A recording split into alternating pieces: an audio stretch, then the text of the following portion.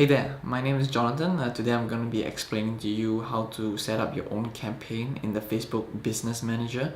So first things first, you just got to understand what it is, what an ad campaign structure is. So generally at the top of the pyramid, there's your campaign, then it goes on to your ad set level, and then it goes on to your ad copy or as well as your ad creative level. So for example, because I was doing a client who operates a business school, a music school.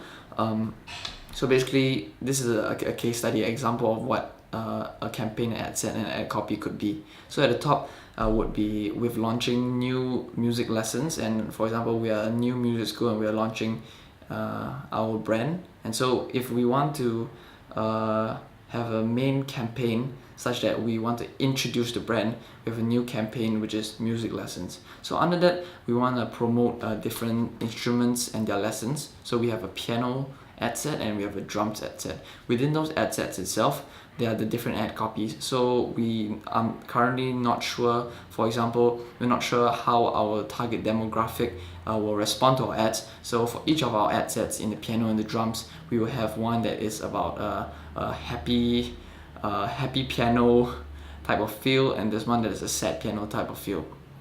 So those the ad copy itself is actually the photos, the videos, and the text that you actually see when you scroll through Facebook, and that's literally the ad copy, the ad creative.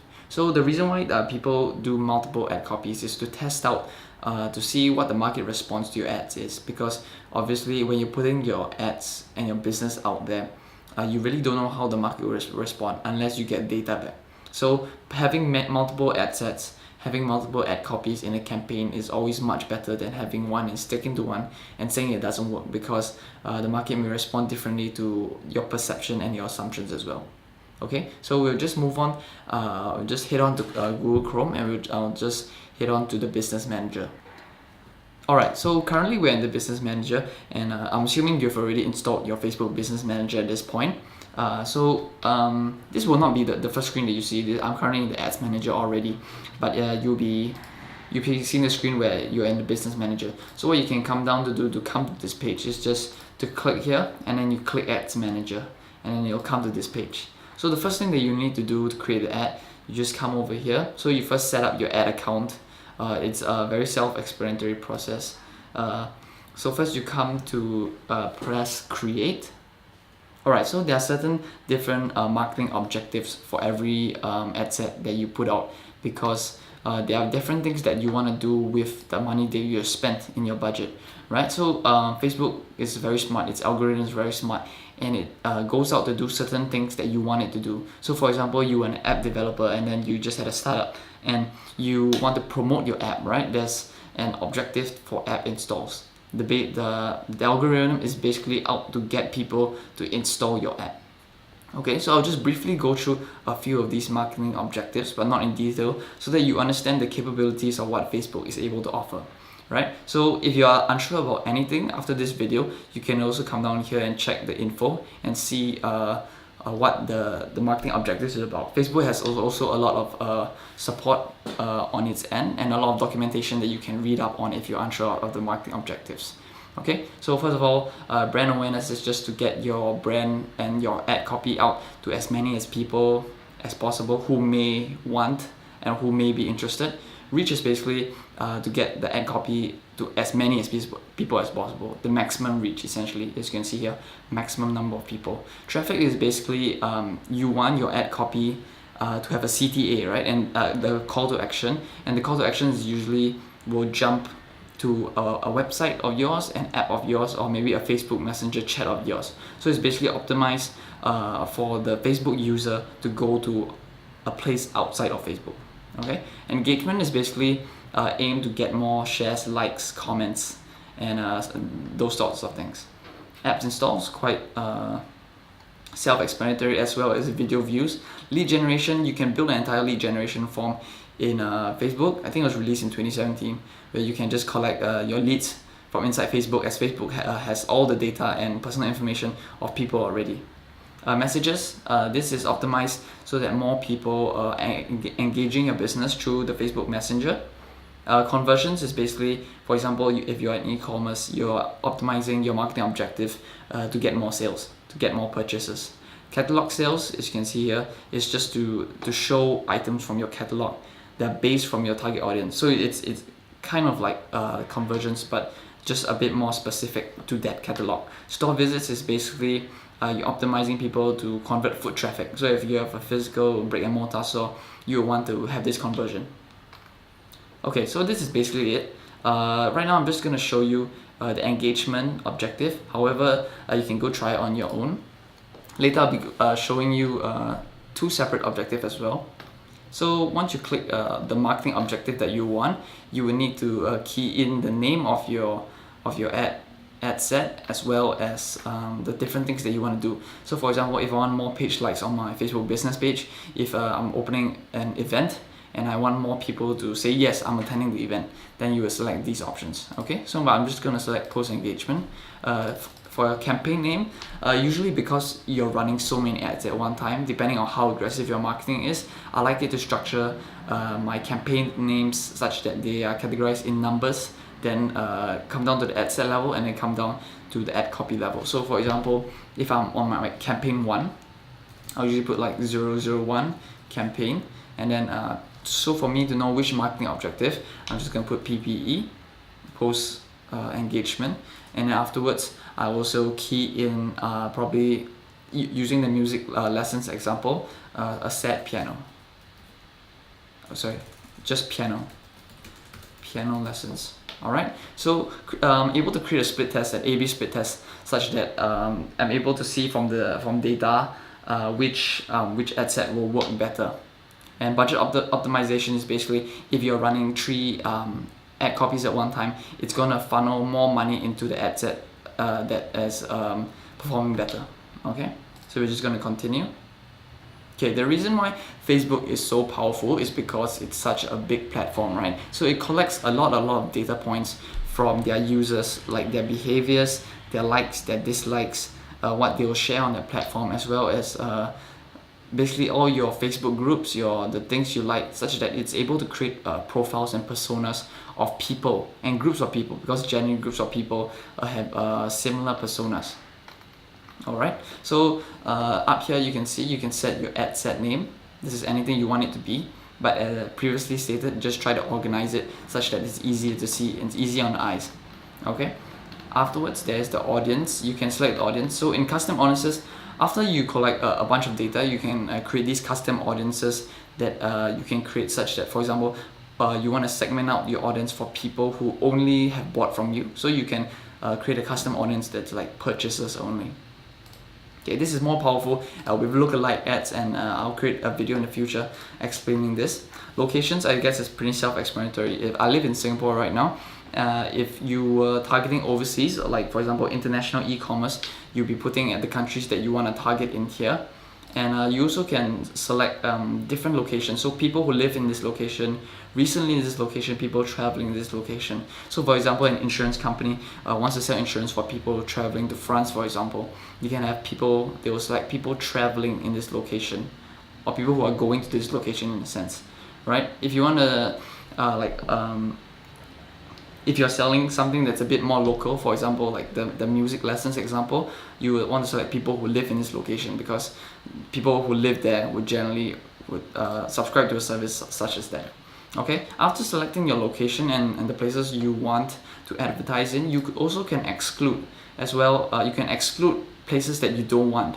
So for example, if you were, for example, in here living in Singapore, and you want to exclude a certain area of this country, such that if my restaurant, for example, is located on the east side, I wouldn't want to be targeting people on the west side, because they're generally less inclined to come to my store because of location wise. Alright, okay, coming down to the age, this is self-explanatory and stuff. Gender as well, languages. Yeah, so if the official language that the user has determined in his user profile, this is the language. Alright, so the most powerful thing is detailed targeting, right? So detailed targeting is basically interest targeting, and you can flex whatever interest that your users have and their behaviors as well, such that you're able to target the most suitable customer persona that you have. So using the music lessons, for example, if I were to be running an ad for people who are potentially guitar lessons customers, for example. So I'll just put in music, right? Alright, so I'll flex music, which basically I'll narrow my audience. And then I put in guitar. And for example, if these people in the guitars also like Jimi Hendrix, for example. So I'm just gonna flex my audience even more.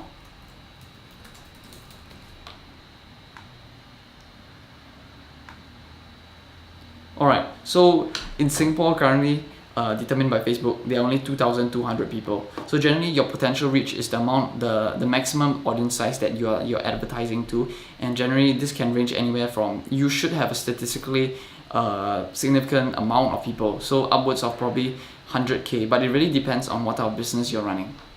Facebook is very, very powerful in the sense that you can even have suggestions coming from the interest targeting that you have.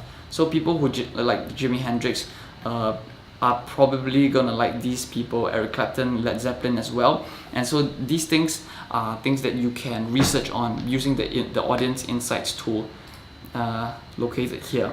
I'll make a separate video on this as well, such that before coming into your Facebook ad manager, you can actually create your customer profile and target people based on these interests, such that you know exactly what types of things they like. Sorry for interrupting the video. I forgot to mention that you can exclude people as well in your interest targeting as well as your location targeting. So for example, interest targeting, if you're selling a phone, for example, and you wanted to venture into new markets and you don't want people who already like your page or have shown interest in your page such that you're finding new customers to sell to, you can exclude those people. Yeah, okay, back to the video.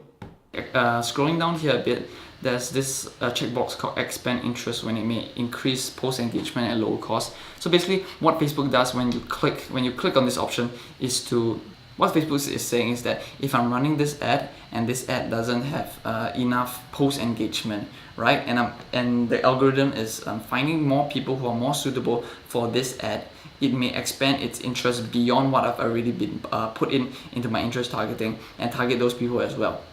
Right, but generally, you want to be very fine and pinpoint in your targeting, and not do this because it will only increase your costs.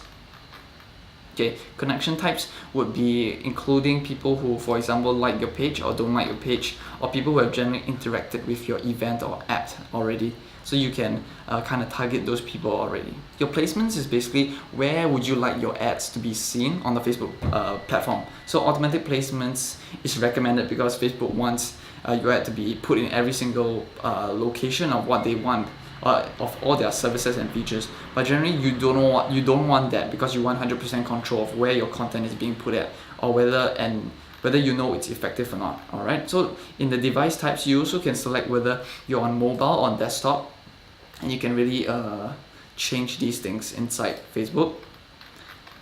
Okay, generally people will only select Facebook feeds and probably Instagram feeds and stuff. If you can see, audience network and messenger. So generally there are very additional ad placements that you can put, but it's really subject to what type of business and what type of things, where would you like to advertise. If you scroll and each one of them, and if you don't know what each feature is, you can just scroll and see which is more suitable that you would like.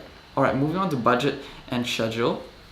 So this is basically the amount of money you're going to be putting into your ad campaign. You can categorize it by daily budget as well as your lifetime budget. So if you're running an entire campaign but you know you have a fixed amount of money to be putting into this campaign, for example for this quarter, then you can put in lifetime budget.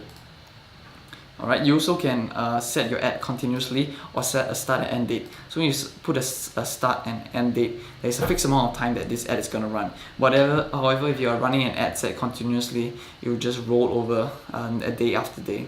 So this will be a bit more suitable, for example, if you know you're going to have this ad copy out for a very long time and you just want to kill it and turn it off when you know it's not performing. Alright, so here it'll tell you how many days this ad is being run for and also how much money you spent. Alright, so the last part of the ad set category would be the optimization for ad delivery. So this is basically determining how Facebook is going to optimize your ad set for. And in this case, because we're selecting the post engagement marketing objective, you will select post engagement. I'll show you the different examples later on. Alright, bid strategy, usually you want to just don't touch that at all. If you want to set a bid cap, if you know your bid cap, then you should definitely set it. When you get charged impressions, okay, ad scheduling all the time. Okay, basically the delivery type standard versus accelerated generally is similar to what Google does, in the sense that if it's accelerated, you'll spend your entire budget near in the morning. So if it's seeing results and stuff, you'll just spend. Whereas standard delivery type is basically throughout a 24-hour period, you'll spend your budget evenly across the day. Alright, moving on to the ad level. So this is where you basically put your photos, your videos, your text, your copywriting, as well as your ad copy in. Okay, so where are you advertising your ad to, right? So you just need to select which Facebook page is representing you and your business, as well. That there should be Instagram selection if you selected an Instagram ad placement correctly. Alright, so in the creative here, you can create a new page post and you immediately come out with you creating the page post. So you generally want to have your ad text ready, your copywriting in the text edit on your Microsoft Word, and then you just copy and paste it over here.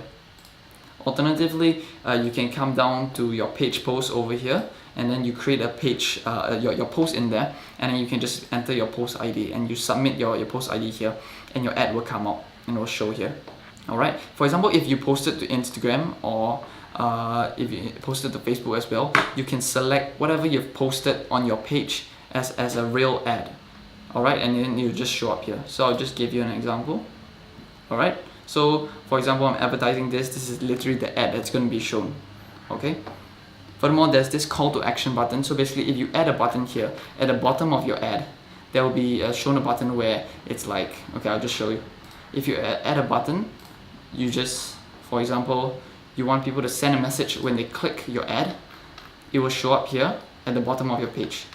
So you will need to turn on the Facebook pixel, and you can do it here. You can connect your Facebook pixel to your website, such that if someone clicks on this ad, he clicks on this ad and goes to your website and purchases something from your website, you would be able to see the conversion event happen and be recorded in Facebook as well, such that Facebook's pixel will retain that data and the customer profile data as well.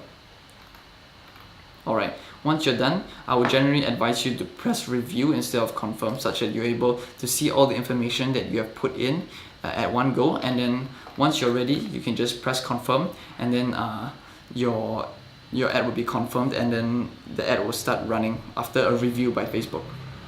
The last thing that I would like to show you would be the different types of conversion events that can happen for different marketing objectives. So just now we were doing the post engagement marketing objectives. This is the conversion post marketing objective, and so basically you are supposed to select the type of conversion event that you need from this marketing objective. So for example, I'm using this conversion objective and I want to optimize my ad, for example, to initiate checkout. So if I'm running this ad, I want people who are seeing this ad to do more of this action, which is basically initiate checkout. So generally, the type of qualified leads that you have and the different leads that you have in your marketing funnel, you want to have different conversion marketing objectives according to the type of customer that you are targeting towards.